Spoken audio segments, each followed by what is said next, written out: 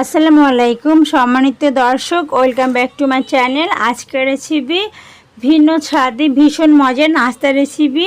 আপনি যে কাউকে নাস্তাটা বানাই খাওয়াবেন, বারবার রিকোয়েস্ট আসবে, সবাইকে চমকে দিতে পারবেন। খুব সহজে হাতে কম সময় থাকলে নাস্তাটা বানাতে পারবেন। আমি মূল পর্বে চলে এসেছি। বড় একটা পাত্রে আমি পানি দিয়েছি, গরম পানি। ইস্ট দিয়ে দিয়েছি 1 টেবিল চামচ। ইস্টটা একটু মিক্স করে নিচ্ছি, নাড়াচাড়া করে সাথে ভালো করে। আমি যে কোনো ব্র্যান্ডের ইস্ট নিতে পারবেন, কোনো প্রবলেম নাই। তো আমি সামান্য খাবার ছোটা দিয়ে দিয়েছি। তো এরপর যে আমি দিয়ে দিব কাস্টার্ড পাউডার। আপনারা চাইলে স্কিপ করতে পারবেন, এটা অপশনাল। এটা দিলে কালারটা সুন্দর হবে, একটু টেস্টটা বেশি হবে। তো আমি এখানে 1 টেবিল চামচ মতো দিয়েছি কাস্টার্ড পাউডারটাও ভালো করে মিক্স করে নিচ্ছি। এরপর যে আমি দিয়ে দিচ্ছি গুঁড়া দুধ 1 টেবিল চামচ। আপনারা চাইলে লিকুইড দুধ ব্যবহার করতে পারবেন, কোনো প্রবলেম নাই। দুধটা ব্যবহার করে ট্রাই করবেন, তাহলে বেশি বেশি মজার হবে। তো চিনি দিয়ে দেবো 2 টেবিল চামচ। 1 চামচ দিয়েছি, আরও 1 চামচ দিয়ে দিলাম।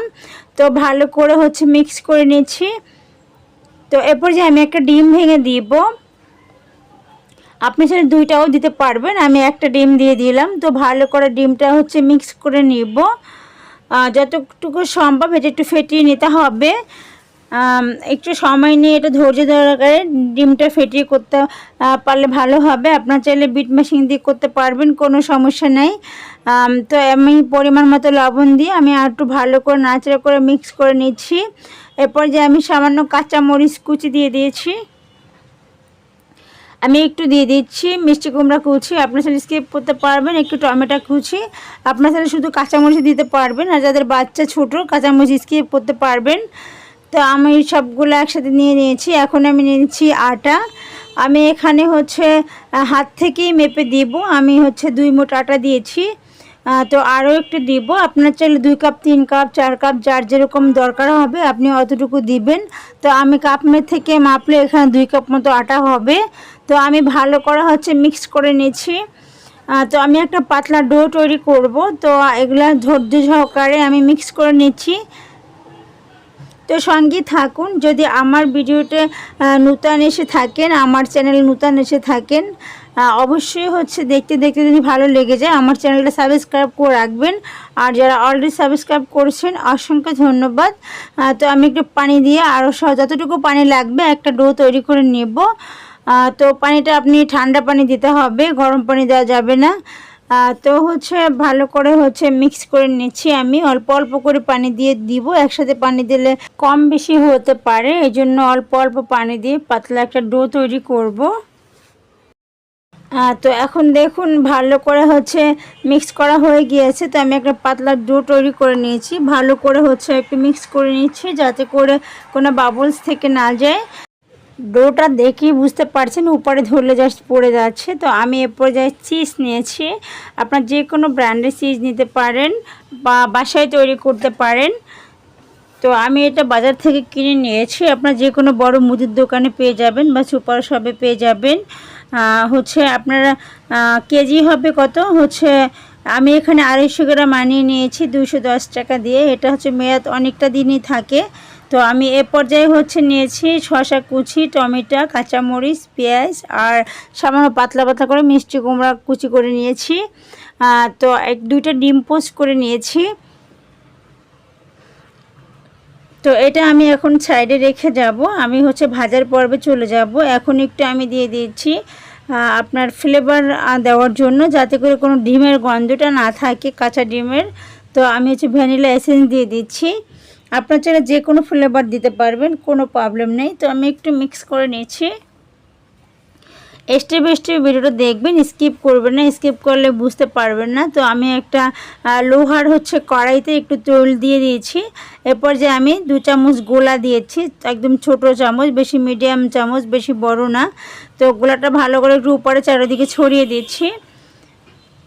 তো এখন এরপর যে 1 মিনিটের ভিতরে আমি দিয়ে দিচ্ছি যেগুলো কাঁচা সবজি আমরা খেতে পারি, কাঁচা টমেটো, কাঁচা শসা,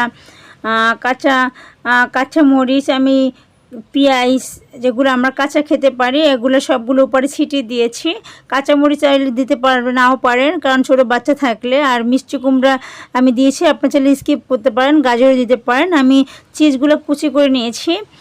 তো আমি হচ্ছে কুচিয়ে সাইডে রেখে বেশি করে উপর থেকে ছিটিয়ে দিয়ে দিচ্ছি। আপনার চাইলে চিজের পরিবর্তে গুঁড়া দুধও মিক্স করে দিতে পারেন, কোনো প্রবলেম নাই, গুঁড়া দুধ উপর থেকে ছিটিয়ে দিতে পারেন। তো আমি ঢাকনা দিয়ে রাখবো। তো ইস্টটা গলে না আসা পর্যন্ত আমি ঢাকনা দিয়ে রাখবো। তো ইস্টটা একটু গলে এসেছে, আমি যে ডিম পোস্ট করে রেখেছিলাম একটু ডিম দিয়ে দিলাম কেটে। তো দেখুন আমি হচ্ছে এ পর্যায়ে উঠিয়ে নেব। তো আমার একটা ইয়ামি নাস্তা রেডি হয়ে গেল। যে কতটা সুন্দর, কতটা টেস্টি হবে আমি বলে বোঝাতে পারবো না। তো আমি একে একে সবগুলো বানিয়ে নিচ্ছি। আপনার চাইলে শুধুমাত্র এভাবে উল্টে পাল্টে ভেজে নিতে পারেন, এই নাস্তাটা ভীষণ মজার হবে। তো এ পর্যায়ে হচ্ছে আমি একটু উল্টা পাট করে দিয়েছি আর একটু ডিম দিয়েছি। একইভাবে হচ্ছে শসা, পেঁয়াজ, কাঁচামরিচ, মোজারেলা চিজ সবগুলো ছিটিয়ে দিয়ে দিচ্ছি। তো এ পর্যায়ে হচ্ছে আবার একটু ঢাকনা দিয়ে রাখবো যাতে করে ইস্টটা গলে আসে। তো এখন আমি এই নাস্তাটা ফোল্ড করে দিব। আপনার চাইলে এটা ফোল্ড করে দিতে পারেন, তখন দেখতে আরও বেশি জুচি লাগবে। একটা কাঠি দিয়ে মুখটা বন্ধ করে দিচ্ছি। তো এভাবে হলে আরও নাস্তাটা বেশি মজার হয়, চিজটা একদম গলে যাবে। আর মনে রাখবেন চুলা আঁচটা একদম মিডিয়াম টু লো হিটে রাখবেন, কারণ আমি লোহার করে দিয়েছি, মানে বেশি আঁচটা বাড়িয়ে গেলে পুড়ে যাবে। তো একে একে আমি সবগুলো একইভাবে ভেজে নেব। আর আপনারা চাইলে শুধুমাত্র পাতলা করে এই ব্যাটারটা দিয়ে উল্টিয়ে পাল্টিয়ে রুটির মতো ভেজে নিতে পারবেন, এটাও ভীষণ মজার হয়। তো আমি কিভাবে করছি দেখুন, একে একে আমি সবগুলোই ভেজে নেব। তো আশা করি আপনাদের খুবই ভালো লাগবে। আমি চেষ্টা করেছি খুব সহজেই দেখানোর জন্য। তো আবার হচ্ছে আমি আরও একটা আপনার দেখার সুবিধার্থে আরও একটা ভেজে দেখিয়ে দিচ্ছি। চিজটা আমি গুঁড়ো করে দিয়েছি, আপনার চাইলে আস্তাও দিতে পারবেন চ্যাপটা করে কেটে। তো আমার হয়ে গিয়েছে আরও একটা। তো একদম দেখুন উপর থেকে ইস্টটা গলে গিয়েছে, দেখে একদম জিভে জল চলে এসেছে। আমি নাস্তাটা রেডি করে নিয়েছি।